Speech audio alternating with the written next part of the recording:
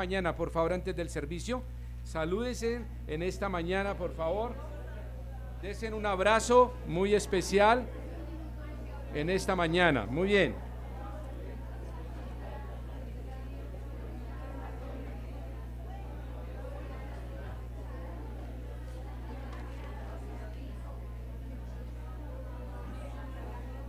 Excelente, muy bien.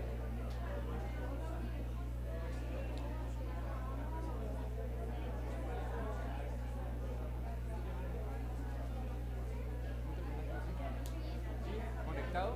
Conectado, no es conectado. Listo, listo, muy bien. Hola, amor.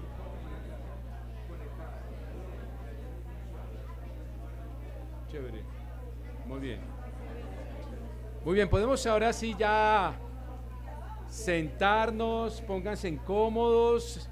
Tenemos un aire bien fresco esta mañana, el clima está muy benévolo y doy gracias al Señor. Bueno, me acaba de llegar otro regalo para los niños, nos llegaron 45, no, no, ¿qué son? Rompecabezas. Vamos a llevarlos a la iglesia de Fusa, ¿listo? Entonces, aquí estoy rodeado de las bendiciones y del amor. Pues les voy a pedir un gran favor. Hoy en el movimiento que hicimos perdimos 12 minutos. Sí, ya que para acá, que para allá, para arriba. Voy a pedir y voy a extenderme un poquito más esta mañana porque el tiempo se nos fue y también no quería dejar que la alabanza se fuera. Pero voy a optimizar el tiempo y trataré que el reloj se detenga antes de las 12, antes de la 1. Bueno, muy bien, no mentiras. Ahí vamos a orar. Amado Padre, pedimos y rogamos, Señor, que tu palabra sea sellada hoy en nuestro corazón, que tú hables, Señor, y tengas que decir lo que tengas que decir. Si hay que exhortarnos, animarnos, desafiarnos, disciplinarnos o llenarnos de tu gracia siempre como lo haces. Señor, que así sea esta mañana, lo pedimos en Cristo Jesús. Amén y amén. Quiero cerrar esta mañana hablando acerca de Lucas capítulo 15, versículos, vamos del 12 hasta el 22, y estamos hablando acerca de la historia del hijo pródigo, y creo que hemos cambiado el título a hablar volviendo así en la porqueriza.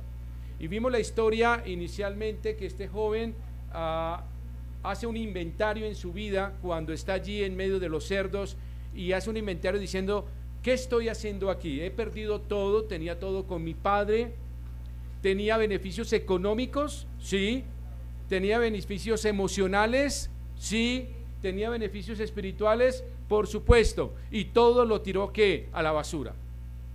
¿Por qué? Y escuchamos las dos razones. Número uno, solo pensó en los bienes, en el dinero.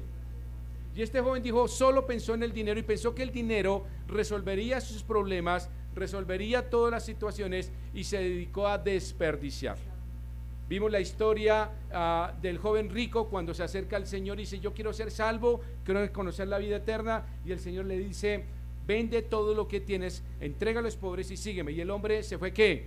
Triste, porque su corazón y su mente estaba ¿qué? En los bienes, en el dinero terrenal, solamente en el dinero.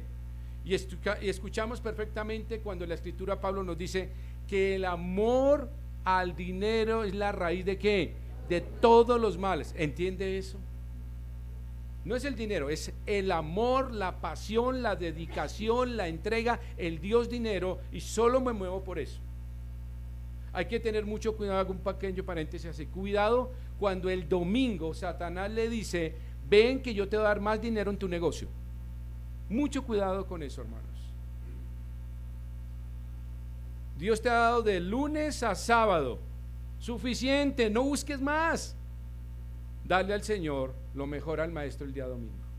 Tienes que organizarte, ¿se puede? Sí, claro, hay formas. Y Dios te dará la razón y te dirá eso, porque la historia dice que este joven amó tanto al dinero que terminó ¿en dónde? Al final, en una porqueriza, porque lo desperdició absolutamente todo. El segundo pensamiento de él, que lo llevó a un fracaso espiritual y emocional, fue que solo estaba pensando en sus placeres. Y este joven solo pensó en darse ¿qué? Una buena vida. Eso dicen los muchos, dicen, me voy de mi casa, denme mi dinero, cojo mis cosas, yo ya tengo una profesión y me voy a ir a ganar, a tener una ¿qué? Buena vida, quiero mi libertad. Y confunden la libertad con libertinaje. La libertad es vivir en libertad con sabiduría. El libertinaje es vivir en libertad con desorden, simplemente enterrado en placeres. Dice que este joven se dedicó a consumir o a vivir en su carne, a consumir todo lo que era placer. Por este joven perdió absolutamente todo. Y vamos al libro de Eclesiastés, vayan conmigo, quiero cerrar ahí. El libro de Eclesiastés capítulo 12, 3 mensajes rápidamente esta mañana para cerrar la última parte. Cuando Pablo habla inicialmente de todos los deseos de la carne, hizo un listado grandísimo que vimos ahí en el libro de Efesios. Los deseos de la carne, lujuria, fornicación, mentira, orgullo, todo, absolutamente todo. Cuando vamos al libro de Eclesiastés, quiero cerrar esta idea pensando que el hombre más rico del mundo, el hombre más inteligente del mundo, el hombre más sabio del mundo, porque inteligencia es diferente a sabiduría, totalmente diferente. Usted puede ser muy inteligente en las físicas y matemáticas, pero ser torpe en la vida para tomar decisiones. Entonces, es muy diferente la inteligencia a la sabiduría. ¿La sabiduría y la inteligencia la da Dios? Sí, son regalos de Dios. Pero aquí en Eclesiastés, el hombre más sabio, más inteligente, más rico, más admirado, llega a una conclusión que quiero entregarle a cada uno de ustedes, porque esa fue la conclusión del hijo pródigo. Estando allí, ven en el capítulo 12, versículo 12, bueno, el 11, perdóneme, 11, capítulo 11, versículo 9. Alégrate, joven, en tu juventud, y toma placer tu corazón en los días de tu adolescencia, y anda en los caminos de tu corazón y en la vista de tus ojos. Pero, y ahí quiero parar un momentico. Dios dice, sí, puedes disfrutar la vida, puedes pasar todo esto, pero, hay un pero en su vida, y un pero que dice, mira lo que dice, pero sabe, no lo ignores, que sobre todas estas cosas, ¿de qué?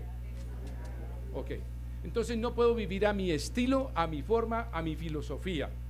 Tengo que vivir mi vida de acuerdo a la escritura, con sabiduría.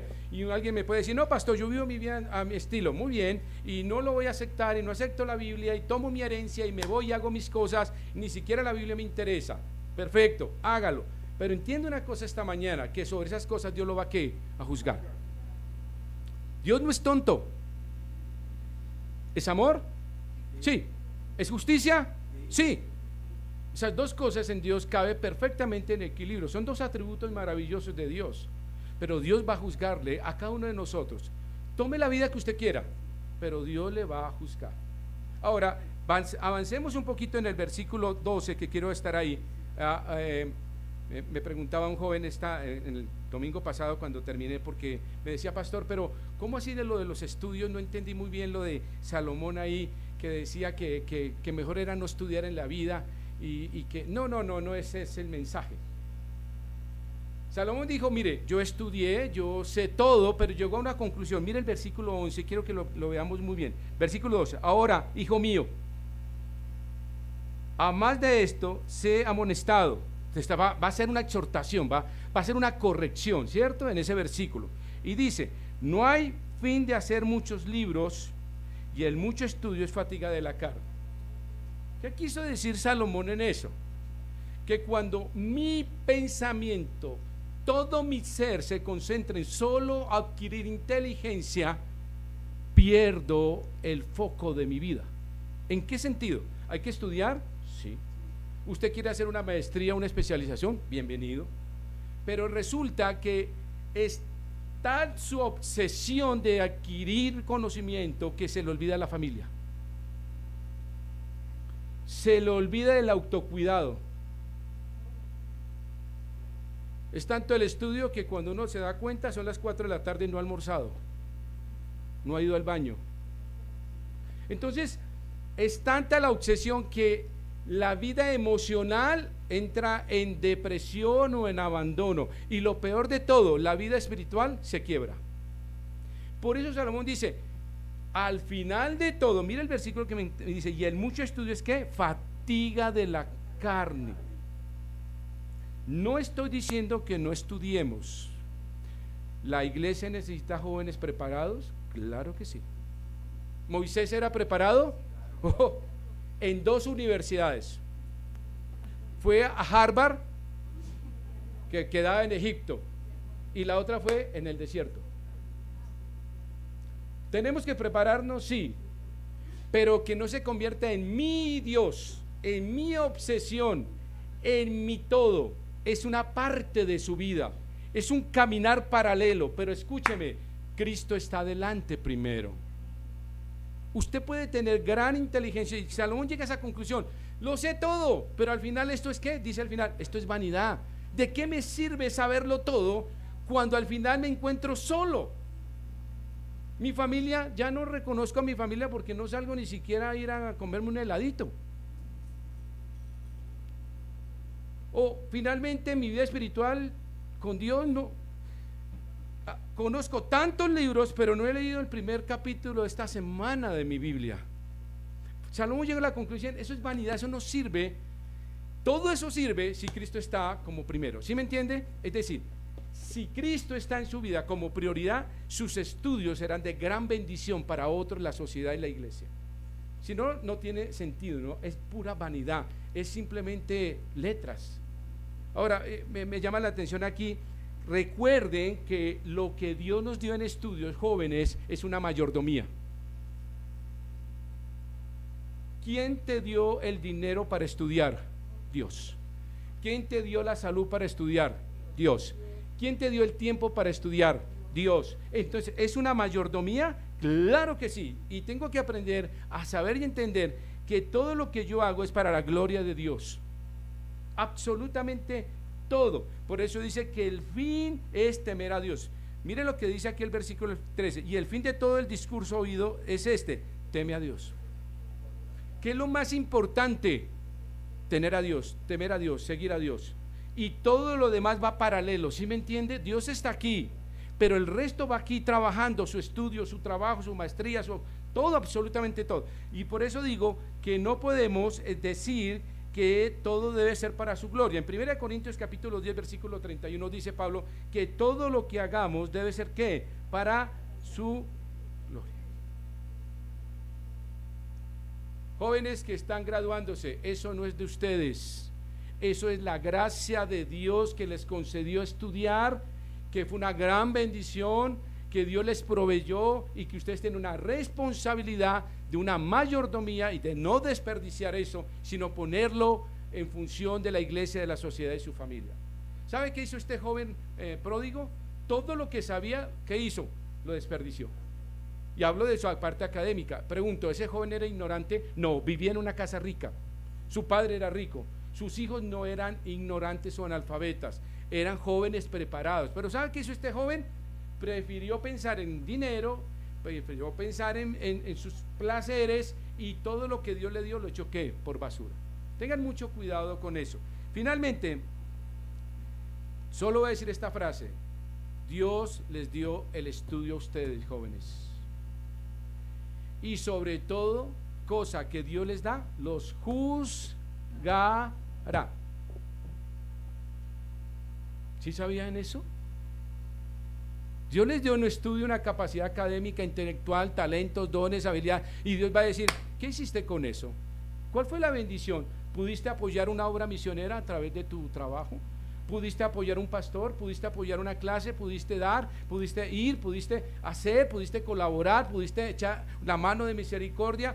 No, porque nos centramos en yo, mi trabajo, mi estudio, mi estreta, y voy escalando, y al final, ¿sabe qué va a decir al final? Esto es vanidad de vanidades. Toca todo ponerlo en contexto adecuado. ¿Me entienden el mensaje esta mañana, chicos? ¿Me entienden la responsabilidad que ustedes tienen? Porque dice el versículo 13, el fin de todo el discurso, dice, el fin de todo lo que he hablado y lo que soy, oído es este: teme a Dios y guarda sus mandamientos, porque este es el todo del hombre. Pregunto, ¿todas las academias las va a llevar al cielo usted? ¿Todo lo que tiene lo va a llevar al cielo? ¿Todo su conocimiento lo va a llevar al cielo? No. El fin es conocer a Dios, amar a Dios, seguir a Dios, servir a Dios y glorificar a Dios a través de todo lo que Dios paralelamente me está dando. ¿Le está dando bienes? Dele gloria a Dios. ¿Le está dando inteligencia? Dele gloria a Dios. ¿Le está dando el tiempo y la salud? Dele gloria a Dios. Todo lo que hagamos sea para glorificar a Dios. No piense que su profesión es para su bienestar, es para la gloria de Dios. Dice Pablo que todo lo que hagamos sea para ¿qué? Para la gloria de Dios. Nunca cambien la gloria de Dios por algarrobas, por comida de cerdos. Y eso fue lo que hizo este joven, echó absolutamente todo. Pero sigamos adelante. ¿Y qué pasó en el versículo 17 de Lucas? Para terminar en la recta final, cerrando aquí un poquito, porque no quería dejar en esto. Jóvenes, no piensen en sus placeres, piensen en su futuro, en la vida eterna. Piensen en que Dios es mucho más importante en su vida, en su diario vivir. Dios, usted tiene que resolver su vida eterna. Puede resolver su vida económica, su vida académica, pensar en el futuro de que voy a asegurar mi pensión, mis cosas, arriba, abajo, mi casa, pero lo más importante, pregunto, ¿ya está resuelta la vida eterna? ¿Está seguro de ir al cielo? Eso es lo más importante, porque ese es el fin del discurso. Teme a Dios y guarda ¿qué? Sus mandamientos. Ese es el fin. Y lo dijo el hombre más sabio, más inteligente y más rico y más amado de las personas, Salomón. Ahora en el versículo capítulo 11, capítulo 15 de Lucas, vamos a entrar en la recta final acá y quería cerrar aquí para que llevemos en nuestro corazón el mensaje del Señor. Esto no es mío, dirá el pastor, me está dando como duro. No, quiero abrir sus ojos y su corazón a la Escritura. Solo quiero que usted camine correctamente, tome las decisiones correctas y no termine como el hijo pródigo, que lo tenía todo y terminó ¿en dónde? En la porqueriza. ¿Usted puede terminar allí? Claro. Porque un día decidió decir, no sigo a Cristo, sigo mis pensamientos, mis decisiones, mi forma de vivir y mi estilo de vida. Ahora, en Lucas capítulo 15, viene algo muy interesante. Versículo 17, y volviendo en sí dijo, ¿cuántos jornaleros en la casa de mi padre tienen abundancia de pan y yo aquí perezco ¿qué? De hambre? Tercer punto del estudio, este muchacho encara los hechos, y esto es de gran valor, porque estando en lo sumido, en lo más hondo, allí dentro de los cerdos, este muchacho encara los hechos y en lugar de fingir felicidad, escúchelo bien, es muy honesto. No finge felicidad, dice, mira lo que dice, ¿cuántos jornaleros en la casa mi padre tienen abundancia de pan y yo aquí perezco ¿qué? De hambre? Este joven encara los hechos y dice, estoy en graves problemas. Ahora, esta parte me llama mucho la atención, porque aunque el hombre no hace nada para la salvación, y eso es cierto bíblicamente, porque Dios lo ha hecho todo y nos llama para una salvación, y Él nos llama y nos da el don de la fe, pero no nos ha hecho incapaces. ¿Sí me entiende? ¿Usted tiene cerebro? ¿Y le permite pensar y tomar decisiones diarias? ¿Que come, que no come, que hace? Entonces, el hecho de que el hombre no haga nada para salvación no significa que sea incapaz de volver en sí. ¿Sí me hago entender? Eso es muy importante. Este muchacho vuelve ¿qué?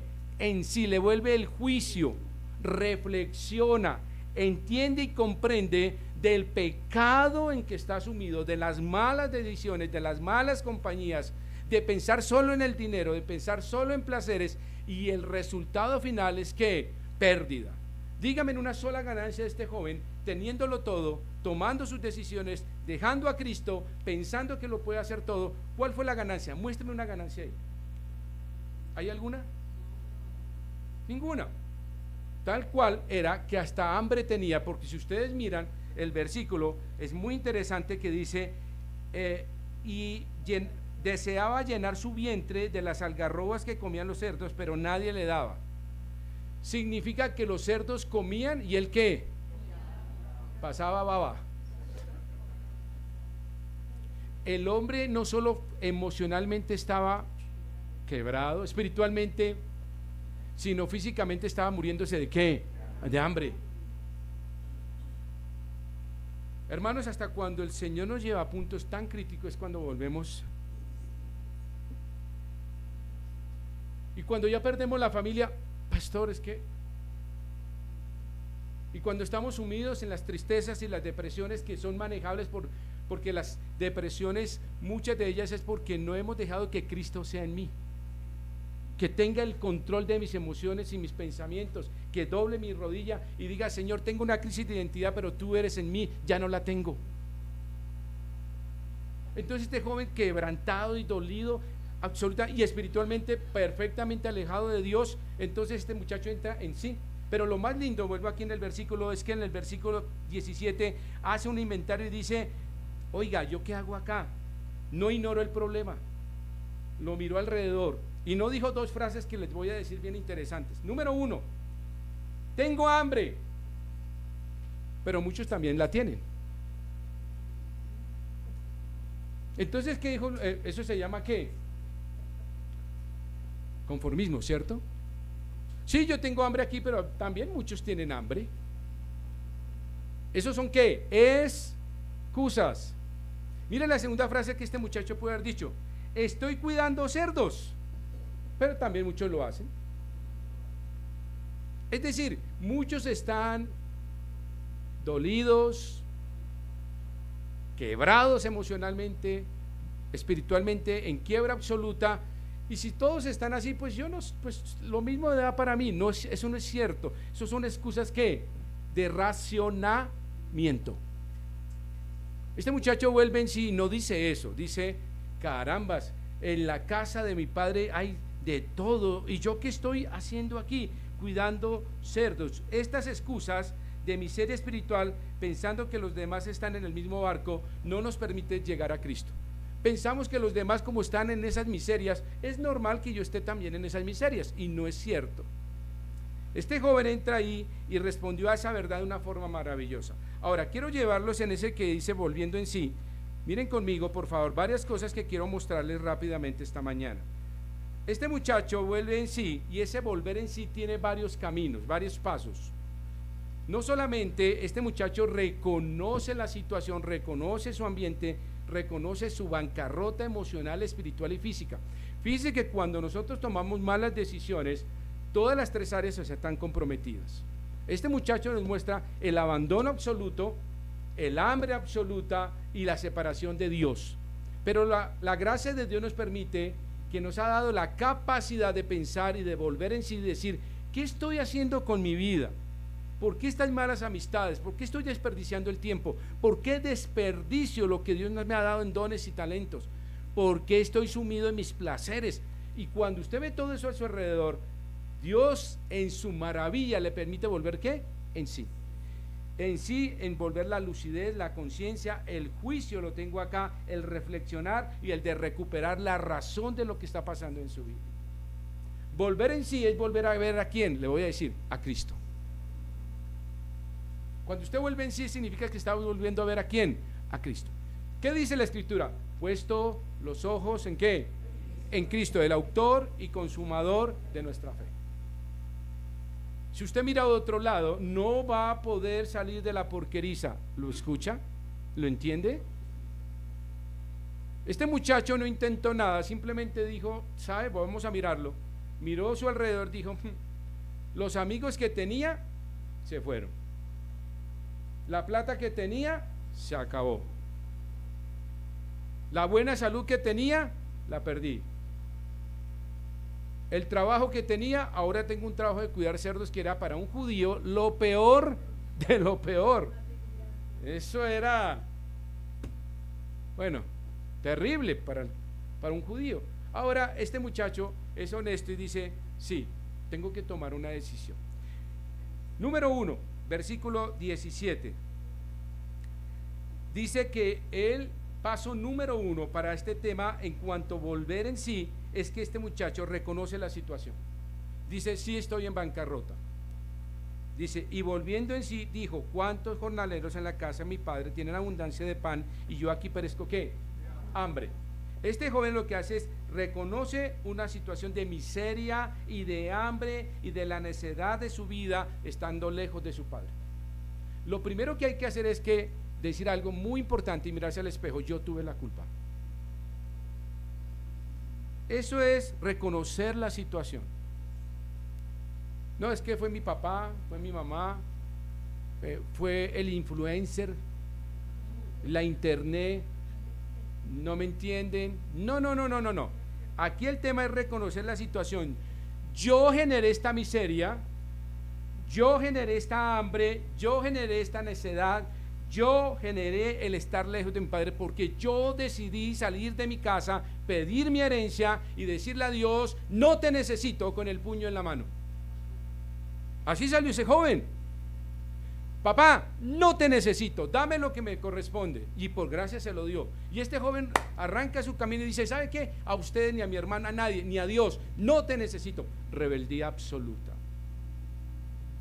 ¿Y termina dónde? En una porqueriza. Pero este joven, en su nobleza de volver en sí, dice, reconozco que yo fui el que generé esta situación. ¿Por qué hago énfasis en eso? Porque cuando estamos en situaciones, es que Dios permitió esto. No. Dios me castigó. Yo generé la situación. Yo mismo tomé la decisión de irme de mi casa para dormir en una porqueriza. ¿Me entienden eso? No me metan a Dios en la causa de las tormentas y las aflicciones que ustedes y yo generamos. Hay tormentas que Dios genera, pero hay otras que nosotros mismos ¿qué? Generamos. Y generamos que las consecuencias tenemos que reconocer. Y aquí lo lindo es que el joven reconoce la situación. ¿Cuál es el primer paso cuando estamos en la porqueriza? Reconozca. Reconozca que fue usted mismo el que generó la situación, que desperdició bienes, que vivió en placeres y en mundaneidad y que ahora lo ha perdido todo y necesita la mano de Dios. Lo segundo que vemos en el versículo 18 dice, me levantaré y ¿qué? E iré. Entonces aquí hay, el segundo paso es una decisión. Entonces no solo reconoce la situación, ahora ¿qué hace? Toma una decisión. Me devuelvo un poquito. Muchas personas reconocen la situación. Sí, pastor, metí la pata, la embarré. Ajá. No, sí, yo fui pastor. Ah, qué noble. Pastor, sí, me da culpa. Muy bien. Ok. Ah, ya.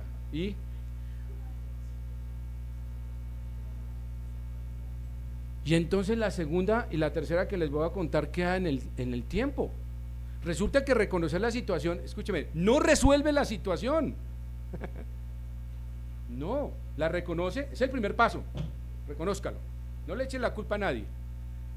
Hago un paréntesis. Muchas de las personas que se van de la iglesia en el tiempo que hemos tenido pastores con mi esposa, nos dicen, me voy porque la iglesia tuvo la culpa. Yo, bueno, está bien. No, somos nosotros, nuestro pecado, nuestro orgullo, nuestra rebeldía, la falta de sujeción a la palabra de Dios y al pastor que Dios ha puesto, la falta de santidad, de integridad y sentirse que es mejor que los demás, pensar que no, es que el maestro, es que ese maestro no es el mejor y yo soy, a ver, eso no tiene sentido. Ahora la segunda parte dice que este joven dice, me levantaré y ¿qué? E iré. Miren el versículo que me interesa, una decisión, toma una decisión de ¿qué? Regresar. Entonces pensó, y este muchacho entonces lo que hace es buscar perdón y misericordia y reconciliación. Esas palabras es, me levantaré, significa una acción individual personal e inmediata. Cuando usted está en una porqueriza, lo primero que quiere hacer es ¿qué? Rápido, yo estoy oliendo ¿a qué? A cerdo, a feo. Cuando usted está reconociendo todo lo que ha habido en su vida, de malas decisiones, de pensar solamente en su yo, de pensar solamente en todo lo que usted quiere para adquirir, recuerde que el fin del discurso es teme a Dios y guardas ¿qué? Sus mandamientos. Lo más importante, ame a Dios, tema a Dios, siga a Dios, sírvale a Dios. El resto hágalo, porque Dios le va a bendecir su estudio, su trabajo, su economía, absolutamente todo, téngalo por certeza. Pero el fin del discurso es no piense que las otras cosas son más importantes que Dios. Lo dijo Salomón. Pero el versículo aquí dice que me levantaré y luego ¿qué? Dos acciones. ¿Sí me entienden ahí? Una cosa es reconozco la situación, luego me levanto y ¿qué? ¿Ahí está todavía la solución? No, dice iré. Dos acciones, levantarse e ir y regresar. La decisión de buscar el perdón y la misericordia no es una debilidad personal, emocional y espiritual. Es el acto mayor de nobleza que puede tener alguien que ama a Dios. Levántese esta mañana y vaya y busque a Dios. Diga, Señor, perdóname. He estado viviendo en esta porqueriza, pero es hora de volver a tus brazos. Y aquí está. Miren el versículo. Entonces el segundo paso, se levanta, toma una decisión de ¿qué? Regresar. Pero miren la tercera, la parte siguiente. Y le diré, Padre, he pecado contra el cielo y contra ti. Tercer paso, arrepentimiento. Este joven reconoce su error o su pecado, su extravío, su imprudencia y produce un arrepentimiento de conducta. Me interesa, y vamos a desglosarlo ahí rápidamente. Dice, he pecado contra él, ok, y contra ti. Muy bien. Cuando usted peca, peca en dos direcciones siempre. Peca contra Dios, ¿cierto? ¿Y siempre habrá alguien afectado? Claro que sí. Cuando este muchacho toma la decisión de arrepentimiento, lo hace de una manera reconociendo que su pecado afectó su relación y comunión con Dios y su relación con el Padre. Por lo tanto, la tercera acción de este joven, cuando hace el inventario y entra y volviendo en sí, que es el punto que yo le digo, volviendo en sí, hace un inventario y dice, wow, estoy en una situación terrible, tomo una decisión, me levantaré, iré, y luego hace la tercera que dice, voy a arrepentirme y voy a pedir ¿qué? Perdón. Me interesa la palabra aquí, mire, y he pecado contra el cielo y contra ti. Cuando dice esa expresión está diciendo lo siguiente, no llega, voy a decirle, bueno, voy a ir donde mi papá y decirle, papá, ¿sabes qué? Perdóname por los errores que cometí. No está diciendo eso. O papá, nadie es perfecto. O papá, me equivoqué porque el influencer que estaba por la internet me dijo que eso era bueno, dejar todo e irme a una porqueriza. Era un reto viral. Ahora los muchachos tienen que cumplir retos, ¿no? ¿Sí sabían? Los amigos les mandan retos. Y entonces la pregunta es aquí, dice, he pecado contra el cielo y ¿qué? Contra ti. Este muchacho está pensando y diciendo, exactamente voy a decir al Señor y a mi papá y a Dios, perdóname por mi pecado, no por mis errores, porque todo lo que hizo él fue ¿qué? Pecado. Ahora vayamos a la parte final, dice acá, ya no soy digno de ser ¿qué? Llamado tu hijo, hazme como uno de tus ¿qué? Jornaleros. Entonces fíjense que el discurso de él está en el versículo 19, ¿cierto? Eso no lo está hablando con el papá. El versículo 19 está hablando consigo mismo. Recuerde que está volviendo ¿qué? En sí. Entonces yo, perdón, hago un poquito de imaginación espiritual. Yo me imagino al hombre pensando en sí, los cerdos mirándolo.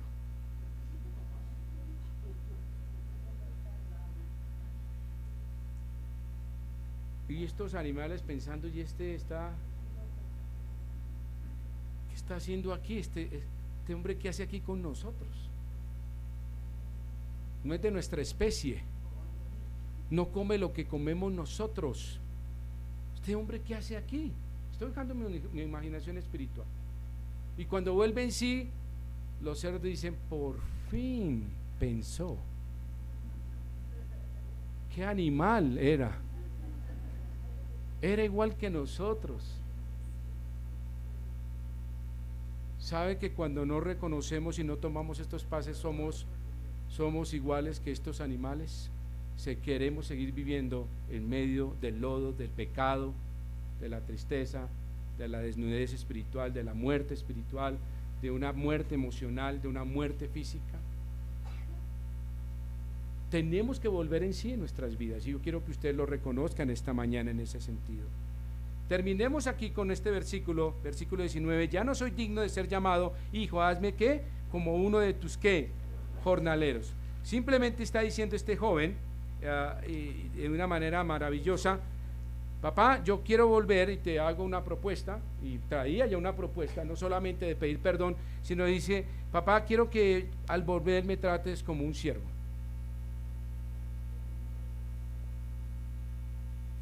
Entiendo que perdí todos los derechos, entiendo que gasté todos mis derechos, entiendo que no tengo ningún derecho al regresar, pero apelo a tu amor, a tu gracia, a tu cuidado y a tu cordón umbilical. ¿Sabe que el cordón umbilical nunca se debe romper entre padre y madre? Nunca. Sino que ahora la sociedad nos dice, cogen una gran tijera y lo cortan, dice, ya, déjalos que se vayan y déjalos solos. No. Este padre, y tomé el ejemplo, este padre cuando el hijo se fue cortó el cordón umbilical. Ahora, no estamos hablando de un muchachito, de un hombre hecho y derecho. ¿Y este padre cortó? No, ya le di la herencia, ya le di estudio, que como decía mi mamá, mi papá, le vamos a dar el estudio que es la mayor herencia que le podemos dar. Y es verdad. Y cortan ese cordón umbilical por una filosofía humana y ya, haga su vida. No, la Biblia no enseña eso. El hijo sigue siendo ¿qué? Hijo. Y su gran necesidad, el padre nunca podrá cerrar sus brazos. Si usted lee los siguientes versículos, que no los vamos a ver esta mañana, simplemente el padre, cuando ve al hijo, significa que él siempre estuvo con el cordón umbilical ¿qué? Ahí pegado. Nunca lo cortó. Y cuando el hijo se acercó, dice que él lo abrazó, lo besó y no le preguntó nada. ¿Sabe por qué no le preguntó nada? Porque sus lágrimas, el corazón de este joven lo decía que todo. Y cuando ve a este joven lleno de harapos, muerto de hambre, enflaquecido, famélico, sus ojos hundidos, su corazón entristecido, el padre simplemente le dijo: te amo, te amo. Y este joven solo pedía que fuera ¿qué? Un siervo, absolutamente solo un siervo. Versículo 20. Y levantándose vino a su padre, y cuando aún estaba lejos, lo vio su padre y fue movido ¿qué? A misericordia. ¿Y qué? Ok, me encanta, dice, me encanta esa parte. El padre no comisionó un siervo diciéndole: ¿me avisas si ves algún harapiento y tipo indigente? Ese es mi hijo, me avisas. No, ¿qué hizo el padre? Enfocado, es mi hijo, y yo sé que un día Dios lo volverá a poner en sí, en su juicio, en su razón, lo hará reflexionar, y aunque tenga que caer a lo más profundo, creo en Dios con todo mi corazón que mis hijos serán restaurados. Eso dijo ese padre en oración.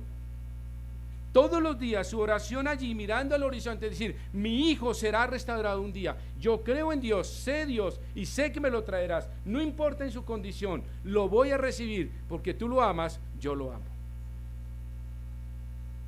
Lo más lindo de esto es que el padre no mandó a alguien, sino él que corrió. Ahora era un hombre ya anciano, pero la emoción le hizo subir ¿qué? La adrenalina, y ver a su hijo significó todo para él como padre. Y dice que corrió y luego ¿qué? se echó sobre su cuello y ¿qué? ¿Quién besó a quién? ¿El hijo al papá o el papá al hijo? Qué cuadro más maravilloso de amor, de gracia, de perdón, de misericordia, de olvidar absolutamente todo lo que haya pasado. Escúchelo bien, si hay perdón sincero, si hay un arrepentimiento sincero, si reconocemos perfectamente mi condición y puedo decirle al Padre: Padre, no merezco nada, solo llámame siervo, pero Dios en su infinita misericordia nos restaura como hijos. Leamos el final del versículo. Y el hijo le dijo: Padre, entonces, el versículo 21 es igual al versículo 19, ¿sí se dan cuenta? Lo que había ensayado, lo que había pensado, lo que Dios había puesto en su corazón, lo lleva a una realidad. Una cosa es que usted piense: yo amo a Dios, yo quiero a Dios, y otra cosa es que usted ame a Dios en la realidad.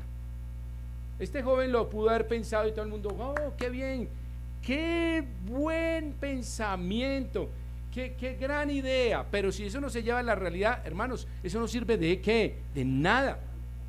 Y este joven dice lo siguiente: y él le dijo: Padre, he pecado contra el cielo y contra ti, y ya no soy digno de ser llamado ¿qué? Tu hijo. Pero el padre dijo a sus siervos inmediatamente, ¿qué les dijo? Sacad el mejor ¿qué?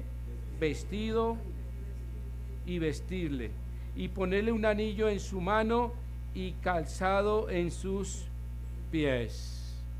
¿Sabe qué hizo este padre? Lo restauró a la familia, punto.